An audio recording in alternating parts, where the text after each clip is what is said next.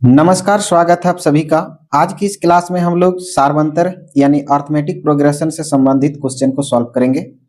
तो देख सकते हैं फर्स्ट क्वेश्चन है, किसी एपी के चौथे और आठवें पदों का योग 24 है तथा छठे और 10वें पदों का योग 44 है, तो इस एपी के प्रथम 3 पदों का योग ज्ञात करें। ये क्वेश्चन एपी पर आधारित है यानी अर्थमेटिक प्रोग्रेशन समांतर श्रेणी पर। तो क्वेश्चन में हमें एपी के प्रथम 3 पदों का योग ज्ञात करना है।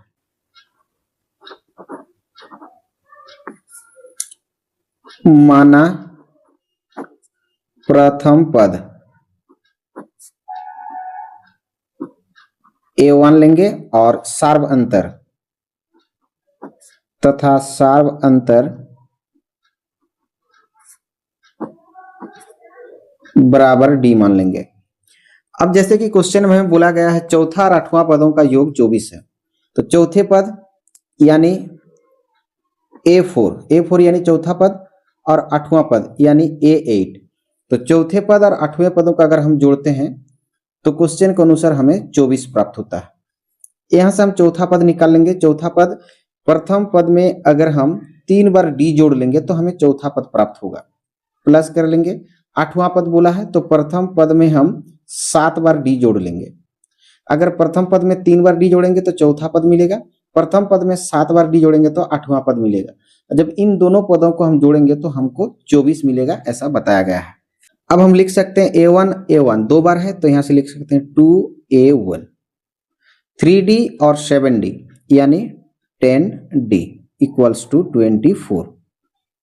फिर हम कह सकते हैं इन दोनों से हम 2 कॉमन लेंगे, 2 कॉमन होगी तो यहाँ A1 प्लस यहाँ से 5D, ताकि 2 1 जा 2 और 5 2 जा 10 इक्वल्स टू 24। और हम लिख सकते हैं यहाँ से A1 plus 5D equals to, ये 2 इंटू है, दूसरे साइड में वो डिवाइड यानी भाग हो जाएंगे, यानी हम यहाँ से कर सकते हैं कि 12 दूनी 24। A1 plus 5D equals to 12, इसे हम इक्वेशन 1 यानी समीकरण 1 मान लेंगे। क्वेश्चन के अनुसार छठे और 10वें पदों का योग 44 है। छठे पद यानी A6 और 10वें पद यानी A10, छठे पद और 10वें पदों का योगफल हमें बताया गया है 44, तो यहां से हम लिख लेंगे 44। छठा पद यानी प्रथम पद में अगर हम 5 बार डी जोड़ लेंगे तो छठा पद हमें प्राप्त होगा, प्लस 10वां पद यानी प्रथम पद में अगर हम 9 बार डी जोड़ लेंगे 10वां पद प्राप्त होगी और उसका वैल्यू हमें दे रखा है 44।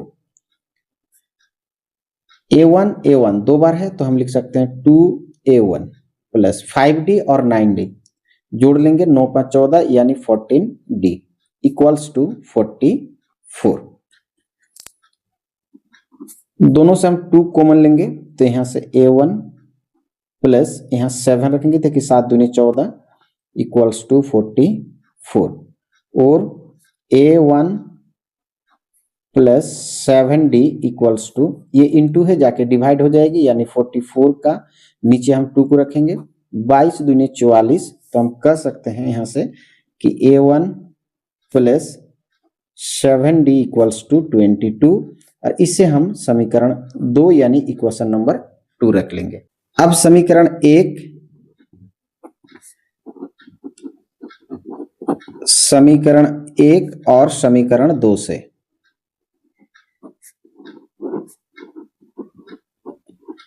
से समीकरण 1 देख सकते हैं A1 plus 5D, A1 plus 5D equals to 12, इसे हम 1 माने हैं।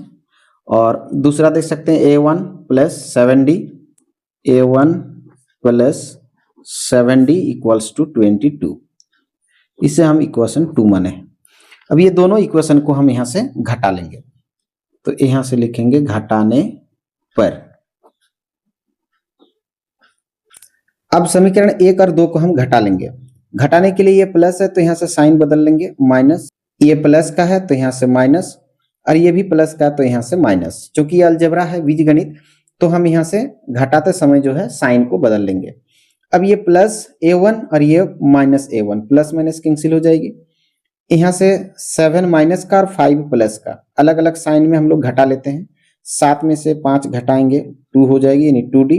क्योंकि 7 बड़ी है और वो माइनस में है तो -2d लिखेंगे।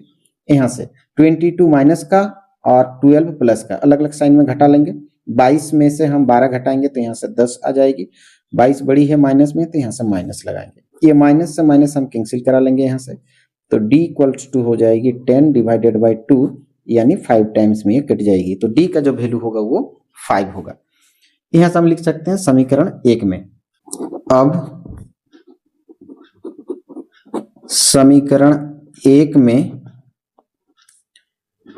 d का मान रखने पर या बैठाने पर, तो देख सकते हैं समीकरण 1 है हमारा a1 plus 5d equals to 12। a1 plus 5 into D के लिए 5 है तो यहाँ से 5 लगाएंगे इक्वल्स टू 12।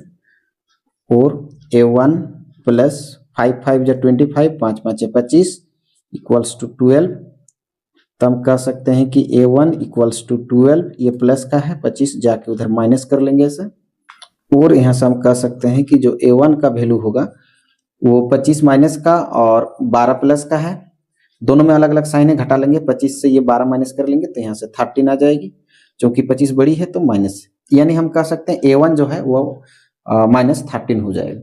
तो a2 निकाल लेंगे यहाँ से, a1 प्लस d हो जाएगी। a1 है -13 और d है हमारे लिए 5, ये d5 यहाँ से आएगी 13 माइनस में और 5 प्लस में यानी -8, क्योंकि ये बड़ी है इसलिए माइनस। फिर यहाँ से हम निकाल लेंगे a3, a1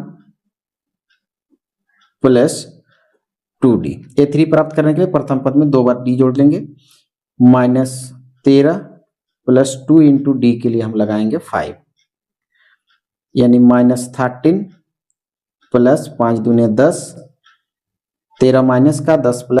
हमें प्रथम 3 पदों का योग बोला गया था, तो प्रथम पहला पद, दूसरा पद, तीसरा पद, यहां से हम इसका योग निकाल लेंगे प्रथम 3 पदों का। तो a1 plus a2 plus a3। a1 है -3, a2 है -8 और a3 है -3। सबको जोड़ कर लेंगे यहाँ से। 13 और 8 21 और 3 24 यानी 24 और 13 बड़ी है तो उसका साइन लगेगा यानी -24 जो है प्रथम 3 पदों का योगफल होगा। तो इस क्वेश्चन के लिए -24 करेक्ट आंसर है। आइए हम लोग अगले क्वेश्चन की ओर बढ़ते हैं। क्वेश्चन नंबर 2, राहुल 15,000 रुपये के मासिक वेतन पर एक कार्य आरंभ करता है। यदि प्रत्येक वर्ष उसके वेतन में 250 रुपया की वृद्धि की गई तो राहुल को 27,500 रुपये वेतन प्राप्त करने के लिए कितना समय लगेगा। क्वेश्चन में राहुल नाम का कोई व्यक्ति है, वो 15,000 रुपये पर मासिक वेतन पर एक काम शुरू करता है। हर वर्ष उसका वेतन में 250 रुपया का बढ़ोतरी होता है, तो कब वो वेतन बढ़ करके 27,500 रुपया हो जाएगा, कितने वर्ष में वो हमें प्राप्त करना है। क्वेश्चन के अनुसार ये एक एपी है। सर्वप्रथम वो 15,000 पर जो है अपना जॉब को शुरू करता है। अगला वर्ष इस 15,000 में 250 रुपया की वृद्धि होगा, तो हम कह सकते हैं कि 15,250 रुपया होगा एक वर्ष बाद। फिर अगला वर्ष और 250 रुपया बढ़ जाएगा, यानी 15,250 में 250 फिर वृद्धि हो गई तो 500 बढ़ जाएगा। यानी इस तरह से अगर वो बढ़ता जाए तो कितने वर्ष बाद वो 27,500 रुपया हो जाएगा, ये हमें मालूम करना है। यहाँ से हम a1 प्राप्त कर लेंगे। प्रथम पद को a1 बोला जाता है, तो यहाँ से 15,000 प्रथम पद होगी। फिर हम d निकाल लेंगे सार्वंतर। अगला पद से पिछला पद को माइनस करके d निकाला जाता है, तो यहाँ से हम 15,250 में ये 15,000 को हम माइनस कर लेंगे तो d निकल के आएगी 250। फिर इस एपी का अंतिम पद 27,500 दिया है, तो हम अंतिम पद को an से दर्शाते हैं। an होगा 27,500। ये 27,500 होने में कितना समय लगेगा, यानी हमसे n मांगा गया है, तो हम n का वैल्यू निकालेंगे। फॉर्मूला यहाँ से सेट करेंगे। an बराबर a plus n-1 into D होता है। ये an का फॉर्मूला होता है। अब इसमें हम वैल्यू पुट करेंगे an 27,500 बराबर a के लिए 15,000, a या a1 उसके लिए 15,000 प्लस n हमें नहीं दिया है और d है 250। ये 27,500 की और हम ये 15,000 प्लस का है लाके हम इधर माइनस कर लेंगे ऐसे, बराबर n-1 इंटू 250। और 27,500 से ये 15,000 अगर हम माइनस करेंगे तो यहाँ से 500, यहाँ से 2, यहाँ से 1 इक्वल्स टू n-1 इंटू 250। और हम कह सकते हैं कि n-1 इक्वल्स टू ये इंटू इधर आके डिवाइड हो जाएगी, यानी n-1 बराबर हो जाएगी ये इधर आके बट्टा हो जाएंगे।